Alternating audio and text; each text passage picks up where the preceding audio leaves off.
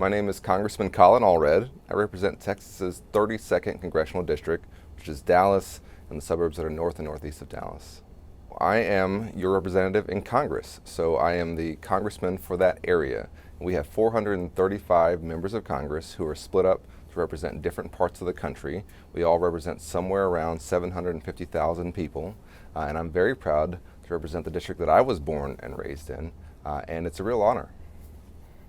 Well, Congress is the legislative branch, and the legislative branch is made up of two houses. We have the House of Representatives and the Senate, so it's what's known as a bicameral body. And Article 1 of the Constitution establishes the Congress and the legislative branch.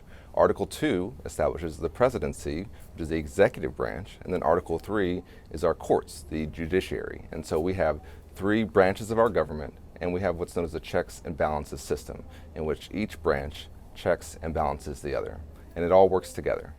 Well, the legislative branch is the branch that is the law-making branch. So we write the laws that are then executed by the executive branch. And what that means is that they carry out the laws that we write. So while the president signs laws into law, the president and the executive branch are really there to make sure that what we write in Congress is carried out, and so that the government that you see follows the laws that were written in the Congress.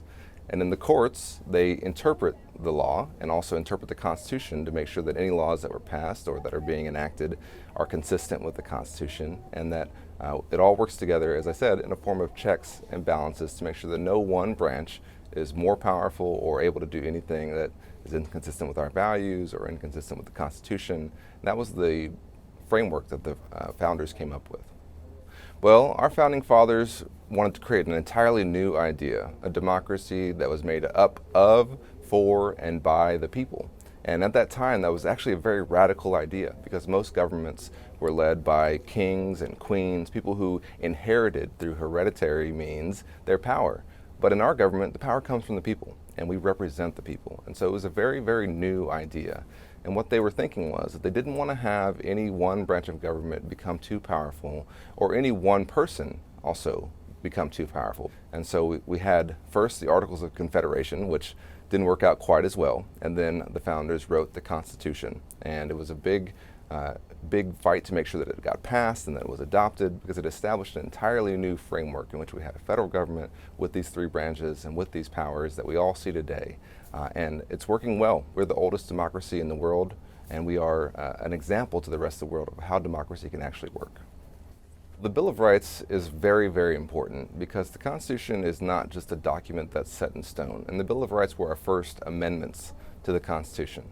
So when you hear about a constitutional amendment, you begin with the first 10, which is what we call the Bill of Rights. The first one, of course, is about free speech and the freedom of association, which basically means that you can gather and say whatever you want in our country. It's one of the foundational pieces of our democracy, which is that your government's not going to silence your speech or stop you from saying something or forming a group or getting involved in your democracy just because of your beliefs and how they might contradict those of whoever's in power at that time. And so it was really, really critical to establish in that Bill of Rights some basic fundamental rights, whether it's freedom from having the government seize your property or freedom to be treated equally. The Bill of Rights and the amendments that came afterwards have helped us grow the Constitution over time, change it into the government that we recognize today, and it is a living document, and it is something that changes and can still change. Our democracy is not a spectator sport. It's something in which you have to be actively involved in. And as a citizen, as anybody who's here in our country, it's not just about voting, although when you turn 18, you should certainly vote. You can get involved. And what our First Amendment is about your right to express yourself, your right to express your disagreement even with what the government is doing. In a lot of countries around the world, you can't do that. You can't express your disagreement with what the ruling power at that time says.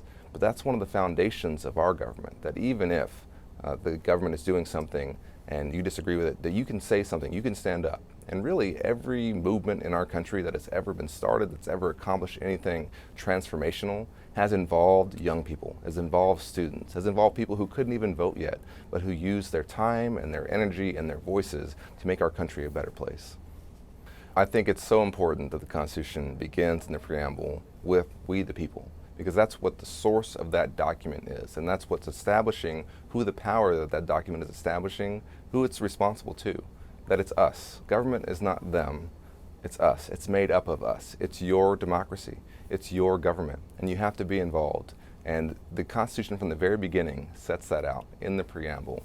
And really, the entire document is something that's set out to basically make sure that the voice of the people is not drowned out by any force in this country, by any power that might be granted to our government, because this is your democracy. It's made up of, for, and by the people. And that's a really radical idea at the time and a transformational idea for our world. And around the world, that idea is a symbol to the rest of the world of how a democracy can actually work and how in countries that don't have the rights that we have, what they can strive to try and achieve.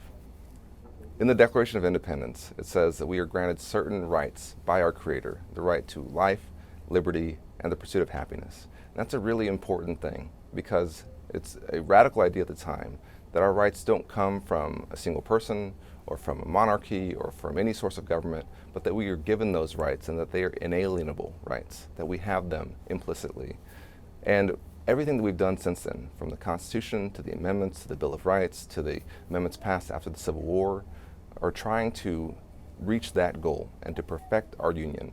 We were not perfect from our beginning, but we are working on it. We are constantly evolving and changing, and that's one of the most wonderful things about our country, is that we have worked so hard to continue to improve over time. And that's something the rest of the world appreciates about us, looks to us for leadership on, and I think it's one of the most important ideas that we have to remember, which is that this is a living, breathing document, the Constitution is, that we can change it, that the ideas that were set down in our foundational documents, that we're still chasing them, but that chase is just as important as achieving that goal. I played football. I played at Baylor University and then in the NFL as a linebacker for 5 years, but I always knew that I wanted to go to law school.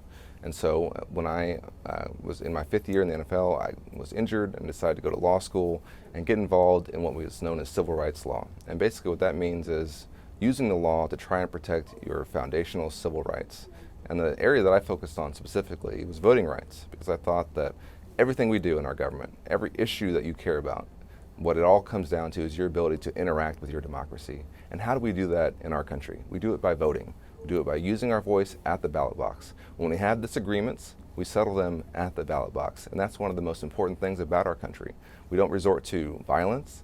We don't have revolutions. We go and we have elections. And that is what the rest of the world appreciates about us and looks to us on leadership for. And so I wanted to make sure that every single person could cast their ballot for whoever they wanted to, for whatever idea they wanted to defend, because that is the beauty of our democracy. And I was also fortunate enough to serve in the Obama administration. So I worked in the White House, in the Department of Justice, and the Department of Housing and Urban Development. And those are agencies in the executive branch. Now I'm in the legislative branch, so I've experienced 2 branches of our government. And of course we have the judicial branch in the 3rd branch of our government that I actually tried cases in front of. So I've experienced all 3 areas of our government. And I can tell you that they work, but they are dependent on generations of Americans. All of us have a responsibility to stand up, get involved, and make sure that we understand our government, that we're involved in our government, and that we're involved in our democracy through voting and making our voices heard.